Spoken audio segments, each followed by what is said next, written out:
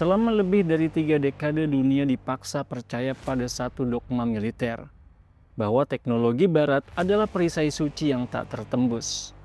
Kita melihat Iron Dome, David Sling, dan sistem Patriot milik Amerika Serikat sebagai dewa di langit yang mampu menghapus ancaman apapun sebelum menyentuh tanah. Namun pada malam 24 Maret 2026, dogma itu terbakar habis bersama hanggar-hanggar pesawat F-35 di pangkalan udara Israel saat rudal hipersonik Fatah II milik Iran menghantam jantung Tel Aviv dan meratakan sebagian distrik militer di Arad. Yang hancur bukan sekadar beton dan baja, yang hancur adalah legitimasi.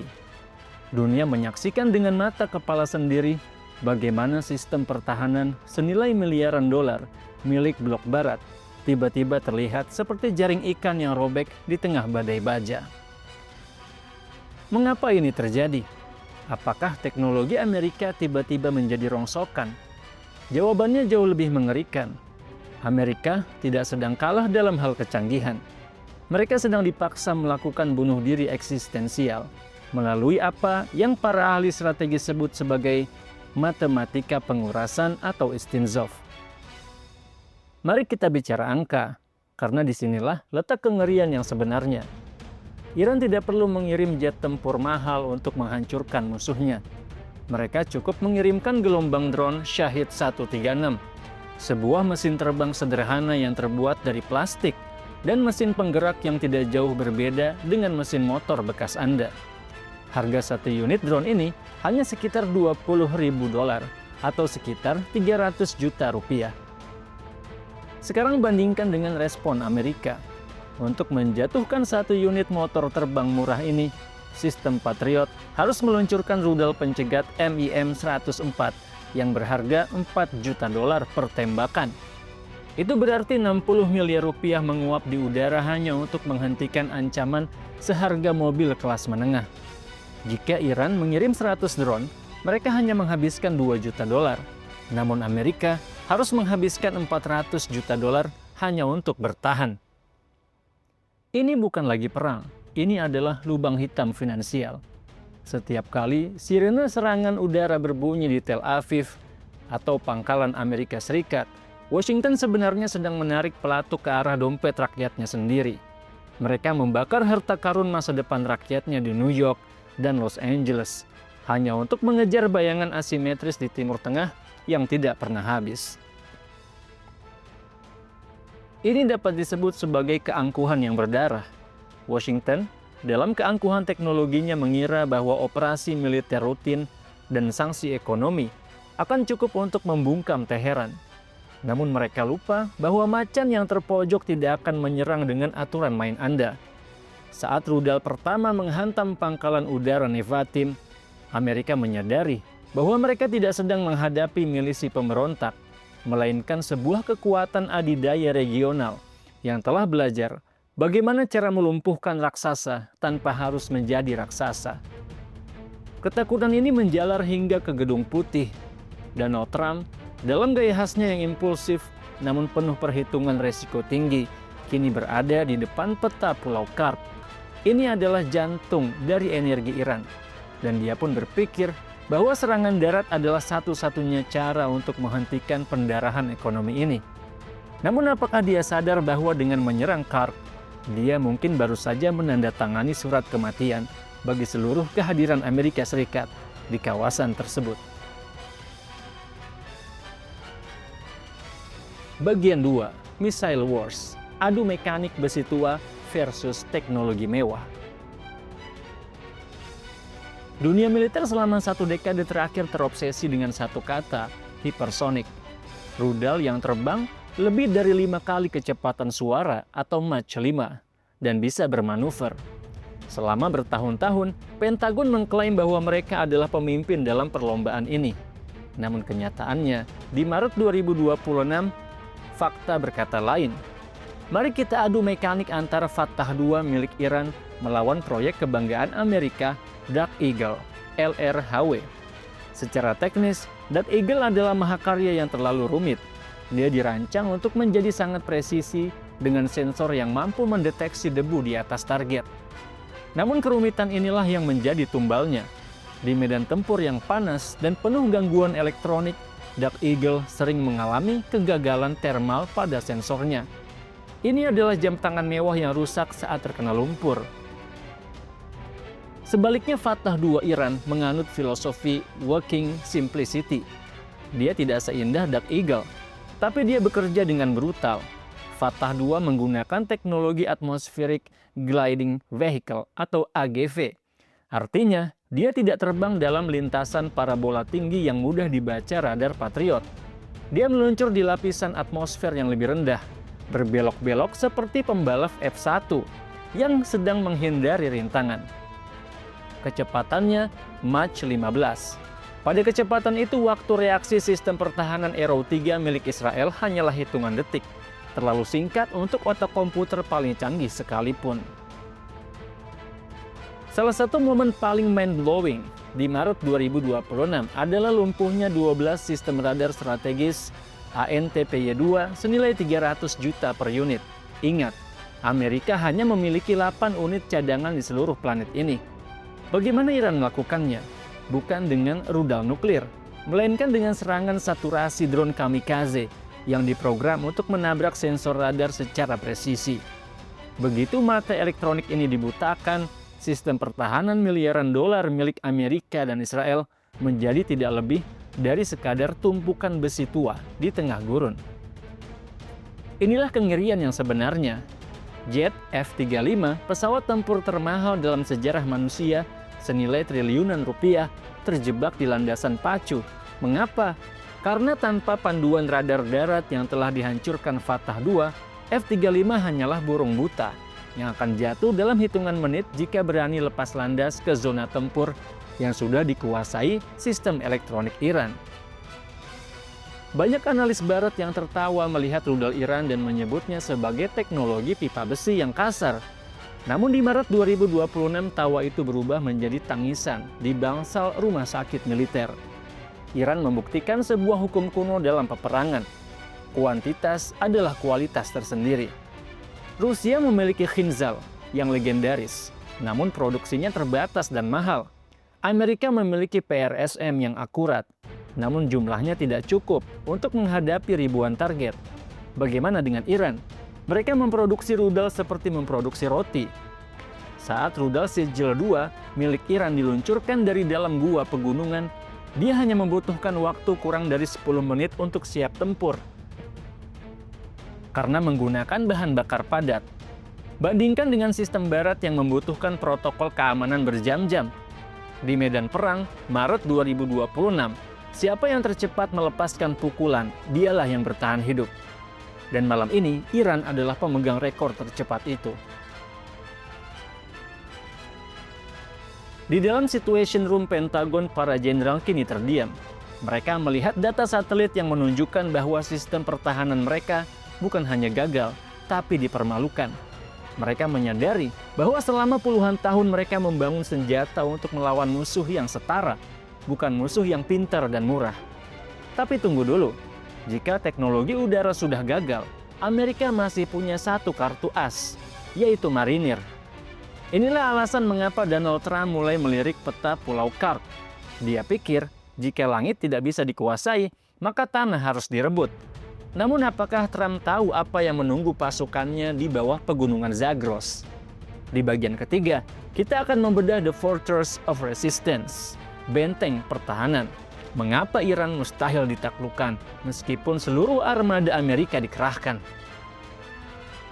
Bagian 3, The Fortress of Resistance, benteng pertahanan, bunker Zagros, dan industri semut. Bagaimana mungkin sebuah negara yang dikepung sanksi ekonomi selama 40 tahun bisa menantang armada tempur terkuat dalam sejarah manusia? Jawabannya tidak ada di permukaan bumi. Jawabannya terkubur 500 meter di bawah lapisan granit pegunungan Zagros. Inilah yang oleh intelijen barat disebut sebagai missile cities. Ini bukan sekadar gudang penyimpanan. Ini adalah instalasi militer mandiri yang membentang ratusan kilometer. Di Maret 2026 saat F-35 Israel dan pembom B-2 Spirit Amerika mencoba mencari target di permukaan, mereka hanya menemukan tanah kosong. Amerika memiliki bom GBU-57 MOP, monster seberat 13 ton yang dirancang khusus untuk menghancurkan bunker. Namun menyerang Zagros dengan bom itu seperti mencoba memecahkan batu berlian dengan palu plastik. Iran telah membangun sistem shoot and scoot yang sempurna. Rudal diluncurkan melalui lubang vertikal yang disamarkan, dan dalam hitungan detik, peluncur tersebut bergerak kembali ke dalam bunker melalui jalur kereta api internal. Anda tidak bisa menghancurkan apa yang tidak bisa Anda temukan, dan Anda tidak bisa membunuh apa yang berada di balik perlindungan alam semesta. Banyak jenderal di Pentagon terjebak dalam pola pikir abad ke-20. Hancurkan pabrik utamanya, maka produksinya akan berhenti. Di Maret 2026, strategi ini terbukti gagal total di Iran.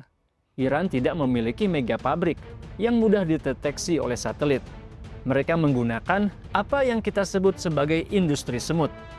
Komponen drone Shahid dan bagian-bagian rudal Fatah II diproduksi secara terdesentralisasi di ribuan bengkel kecil, gudang sipil, bahkan bengkel rumahan yang disamarkan di seluruh negeri. Apa artinya bagi militer Barat? Artinya tidak ada pusat gravitasi yang bisa dibom.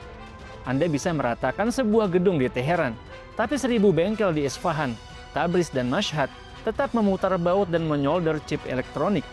Iran telah membuktikan bahwa kemandirian militer tidak butuh kemewahan industri. Dia membutuhkan konektivitas dan ketahanan.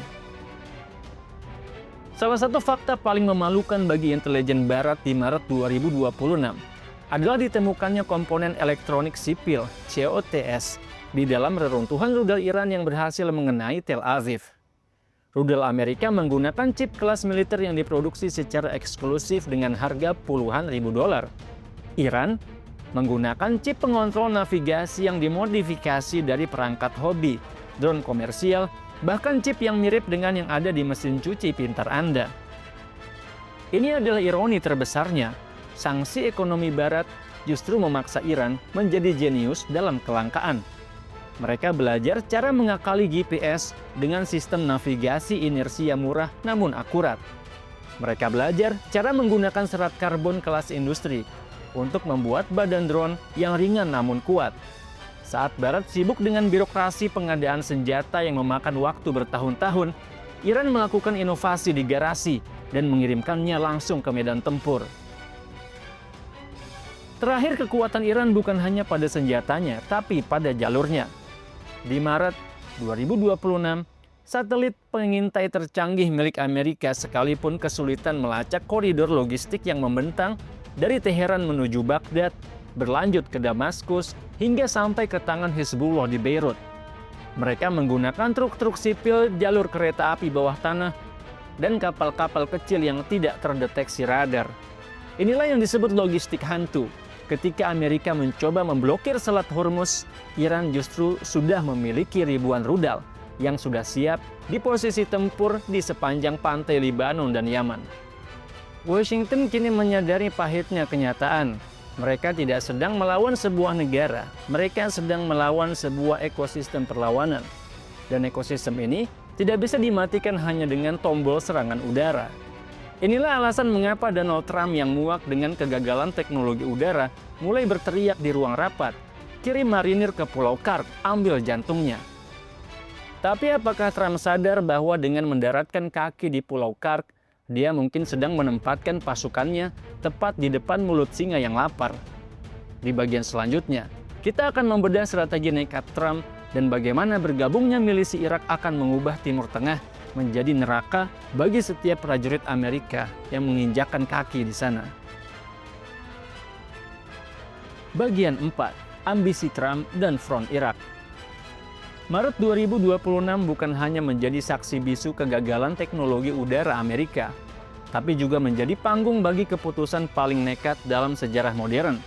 Donald Trump yang muak dengan laporan kebocoran miliaran dolar di langit Tel Aviv akhirnya menarik kartu asnya, invasi darat. Targetnya jelas, Pulau Kark. Mengapa Kark? Karena pulau kecil di Teluk Persia ini adalah jantung dari 90% ekspor minyak Iran. Trump percaya Jika dia bisa menduduki Kark dengan 4.500 marinir, dia akan mencekik nafas finansial Teheran dalam semalam. Namun di ruang bawah tanah Pentagon, para jenderal berkeringat dingin. Mereka tahu bahwa Kark bukan sekadar pulau, itu adalah benteng terapung. Trump mungkin mengira ini akan menjadi kemenangan kilat. Namun Iran telah menyiapkan penyambutan berdarah. Setiap inci pasir di Kark telah dipetakan untuk artileri presisi. Ribuan ranjau laut pintar yang tak terdeteksi sonar kini menunggu di bawah permukaan air. Jika marinir AS menginjakkan kaki di sana, mereka tidak sedang menyerang kilang minyak. Mereka sedang melompat ke dalam mulut singa yang sudah kelaparan selama 40 tahun sanksi ekonomi. Namun kejutan terbesar Maret 2026 tidak datang dari Teheran, melainkan dari Irak. Saat kapal-kapal perang Amerika bergerak menuju Kark, ribuan milisi PMF Hashd Ash-Sha'bi di Irak secara resmi menyatakan bergabung dengan perang sebagai bagian dari Axis of Resistance atau poros perlawanan. Ini adalah mimpi buruk logistik bagi Pentagon. Pangkalan-pangkalan Amerika di Irak seperti di Ain al-Asad, Al-Harir, kini dihujani drone bunuh diri bukan hanya dari Iran, tapi dari jarak dekat oleh milisi lokal yang mengenal setiap sudut pangkalan tersebut. Amerika kini terjepit di dua front. Di depan mereka menghadapi pertahanan presisir Iran yang mematikan. Di belakang, jalur pasukan logistik mereka di Irak lumpuh total. Tidak ada makanan, tidak ada bahan bakar, tidak ada amunisi cadangan yang bisa sampai ke tangan pasukan di garis depan dengan aman. Di Maret 2026, tentara terkuat di dunia tiba-tiba menyadari bahwa mereka adalah target bergerak di tanah yang membenci kehadiran mereka. Ambisi Trump di Pulau Kark memiliki efek samping yang bisa meruntuhkan peradaban modern. Iran telah mengeluarkan dekret militer yang jelas. Jika Kark jatuh, maka tidak ada satu tetes minyak pun yang akan keluar dari Teluk Persia. Artinya, jika Amerika Serikat menyerang, Iran akan membalas dengan meratakan seluruh instalasi energi di Arab, Saudi, Kuwait, dan Uni Emirat Arab menggunakan rudal Fatah II yang tak terbendung. Bayangkan harga minyak dunia melonjak ke angka yang tak masuk akal dalam hitungan jam. Ekonomi global akan membeku dari London hingga Jakarta.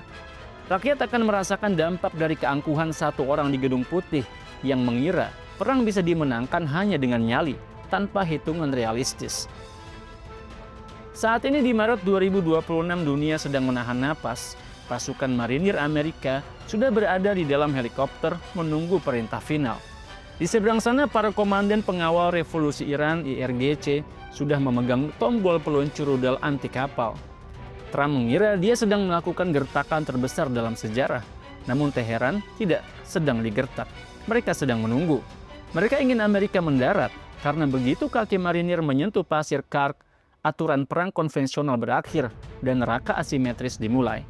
Washington sedang menarik pelatuk yang mungkin akan mengakhiri kejayaannya sendiri. Dan saat debu peperangan ini mulai mengendap, kita akan melihat sebuah kenyataan pahit, bahwa kekuatan militer yang dianggap suci kini sedang sekarat di atas meja makan rakyatnya sendiri. Bagian 5. Kematian mitos adidaya dan fajar kebangkitan Islam. Apa yang kita saksikan di Maret 2026 bukan sekadar kegagalan teknis alutsista Barat. Secara spiritual, ini adalah runtuhnya berhala modern. Selama puluhan tahun, dunia digiring untuk menuhankan teknologi, menyembah kekuatan materi, dan percaya bahwa pemilik senjata tercanggih adalah pemilik takdir bumi. Namun sejarah Islam telah berulang kali membuktikan kemenangan tidak pernah semata-mata soal angka di atas kertas.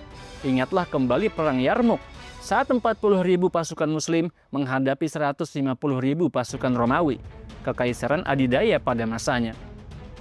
Secara matematika manusia Muslim seharusnya kalah, namun strategi jenius Khalid bin Walid dan kekuatan iman mengubah peta dunia selamanya.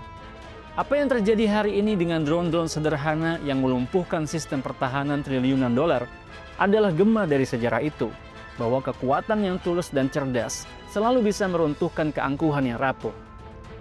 Mengapa Iran dan faksi-faksi perlawanan Islam lainnya bisa bertahan di bawah sanksi yang mencekik? Jawabannya ada pada konsep izzah atau harga diri dan tawakal yang aktif. Mereka tidak menunggu bantuan dari mereka yang menjajahnya. Mereka membangun sendiri, berinovasi dalam keterbatasan, dan membuktikan bahwa umat Islam tidak butuh restu Washington untuk menjadi kuat. Inilah awal dari kemandirian umat. Kita sedang melihat transisi dari umat yang selama ini hanya menjadi konsumen dan penonton, menjadi umat yang memegang kendali atas kedaulatannya sendiri. Teknologi industri semut dan keberanian di Pulau Kark adalah bukti bahwa saat umat Islam berhenti bergantung pada sistem yang menindasnya, saat itulah pertolongan Allah bekerja melalui akal dan tangan-tangan mereka. Maret 2026 adalah titik balik geopolitik sekaligus titik balik spiritual. Kehancuran hegemoni tunggal Amerika bukan sekadar kemenangan satu negara, melainkan sinyal fajar kebangkitan umat Islam dunia. Kita sedang diingatkan pada janji Allah dalam surat Al-Anbiya, dan sungguh telah kami tulis di dalam Zabur, setelah kami tulis di dalam Az-Zikr Lauh Mahfuz, bahwa bumi ini akan diwariskan kepada hamba-hambaku yang soleh. Era di mana umat Islam dipandang sebelah mata telah berakhir. Kekuatan asimetris yang kita lihat hari ini adalah bukti bahwa strategi dan kecerdasan yang dibalut dengan keteguhan iman mampu mengguncang pilar-pilar kekuatan tirani sehebat apapun. Kebangkitan ini tidak hanya terjadi di medan tempur, tapi di laboratorium kita, di ruang-ruang ekonomi kita, dan di dalam hati setiap orang muslim yang mulai bangga kembali pada identitasnya. Dunia pasca Amerika adalah dunia yang memberikan ruang bagi Islam untuk kembali menjadi penengah peradaban. Kita tidak sedang menyaksikan jatuhnya sebuah negara, melainkan kembalinya sang singa yang telah lama tertidur. Barat mungkin memiliki emas dan besi, tapi umat Islam memiliki ruh dan sejarah. Saat rudal-rudal itu menembus langit Israel, dia membawa pesan bahwa keadilan tidak bisa dibeli dengan dolar dan kedaulatan tidak bisa dibungkam dengan sanksi. Saudaraku, kebangkitan ini bukan tentang kebencian, tapi tentang tegaknya keadilan di atas muka bumi. Apakah Anda siap menjadi bagian dari generasi yang sedang menulis tinta emas sejarah baru ini? Generasi yang tidak silau oleh kemewahan materi, tapi teguh dengan kekuatan iman dan karya nyata. Tuliskan komentar Anda di kolom komentar jika Anda bangga menjadi bagian dari kebangkitan ini, dan berikan pendapat Anda. Terima kasih Anda telah menonton video ini sampai habis, dan sampai ketemu lagi di video selanjutnya insya Allah. Saya Muhammad Izdian Muttaqin. Wassalamualaikum warahmatullahi wabarakatuh.